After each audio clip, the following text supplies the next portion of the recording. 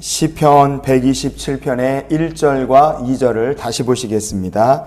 여호와께서 집을 세우지 아니하시면 세우는 자의 수고가 헛되며 여호와께서 성을 지키지 아니하시면 파수꾼의 깨어 있음이 헛되도다. 너희가 일찍이 일어나고 늦게 누우며 수고의 떡을 먹음이 헛되도다. 그러므로 여호와께서 그의 사랑하시는 자에게는 잠을 주시는도다. 아멘. 여호와 하나님과 상관없이 사는 인생, 모든 수고는 아무리 일찍 일어나고 늦게 자고 정말 고생하며 고생의 떡을 먹는다 할지라도 결국은 헛되다는 것을 솔로몬의 고백을 통해 우리도 기억할 수 있기를 원합니다. 그런데 우리가 시편 127편을 보면 솔로몬의 이 고백이 되게 어찌 보면 좀 생뚱맞은 이야기로 이야기가 전개돼 가는 것을 우리가 볼 수 있습니다. 그게 무슨 얘기냐? 127편의 2절 하반절에 나오는 바로 요 말씀입니다. 그러므로 여호와께서 그의 사랑하시는 자에게는 잠을 주시는도다 그랬어요. 도대체 이 얘기는 왜 나왔냐 이거예요. 이 말씀에 여호와께서 그의 사랑하시는 자에게 잠 주신다는 얘기가 도대체 어떤 의미냐 이겁니다. 역사 속에서 사람을 고문한 일들이 많이 있었죠. 그런 기록이 많죠. 근데 고문하는 방법 중에서 빠지지 않고 나오는 것 중에 하나가 그게 바로 사람을 강제로 재우지 않는, 잠을 못 재우는 고문입니다. 사람이 잠을 못 자면 어떻게 되느냐? 미쳐버려요. 만성적으로 잠이 부족하면 어떻게 되냐? 2023년도 2월 17일자 서울대학교 병원 뉴스에 이런 기사가 실렸어요. 정신건강의학과의 이유진 교수에 따르면 잠이 부족한데 아주 만성적으로 불면증 환자의 경우는 심혈관 질환, 심장마비 같은 것으로 죽을 확률이, 사망 확률이 정상인의 8배가 된다. 이렇게 기사가 되어 있습니다. 잘 잔다는 것은 이렇게 생각해 보면 참 큰 축복입니다. 잘 자야 몸도 마음도 회복이 되기 때문에 그렇죠. 그러나 현대인들 중에서는 잠 못 자는 사람들이 참 많습니다. 한국소비자원에서 2022년도 12월 달에 발표한 보고서에 보면 우리나라에서 수면장애를 앓고 있는 사람이 2011년에는 32만 명이었는데 2021년에는 71만 명이 됐어요. 2배가 넘게 늘어났습니다. 수면제를 사먹는 사람이 2011년에는 수면제 시장이 4,800억 매출이었는데 2021년에는 수면제 시장의 매출액이 3조 원이 됐다 그럽니다. 이 조그만 나라 대한민국에서 1년에 수면제 사먹는 금액이 3조 원을 넘게 쓴다. 이거 어마어마한 금액이죠. 그만큼 잠 못 드는 사람들이 많다는 뜻입니다. 왜 잠 못 들겠습니까? 사는 습관도 문제겠지만 그 중에는 마음의 불안, 복잡한 생각 때문에 잠 못 드는 사람이 많을 겁니다. 앞날이 걱정되고 인생이 한계에 부딪힐 때 마음의 불안함이 엄습해 오니까 잠을 못 자요. 그 불안의 원인이 무엇이냐?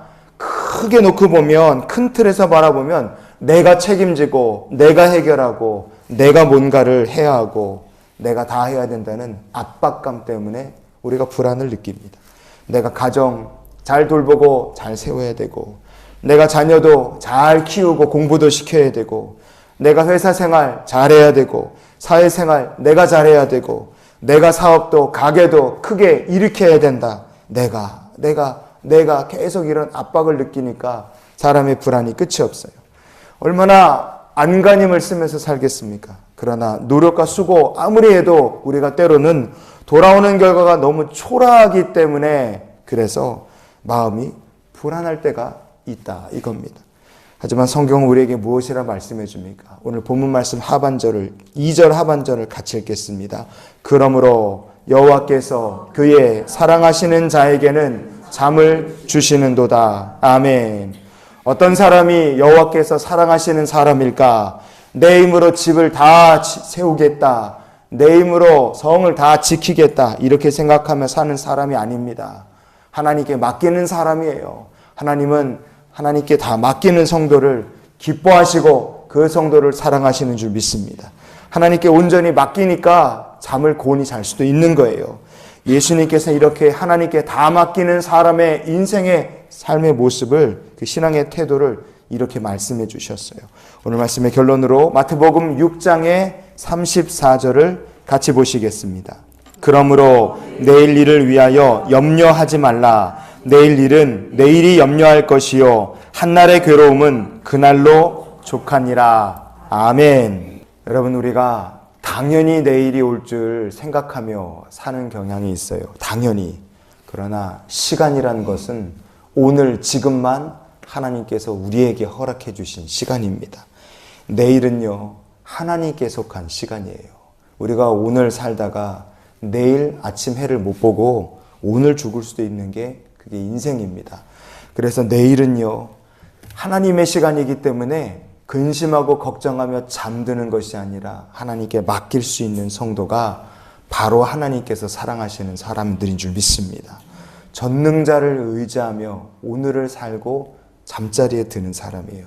그런 성도가 하나님이 또한 축복하시고 베푸실 내일의 시간 속에서 하나님께 주신 은혜를 누리며 살게 될 것이고, 그런 성도가 오늘을 곤히 잠들며 주를 의지하는 가운데 안식을 얻게 될 줄 믿습니다.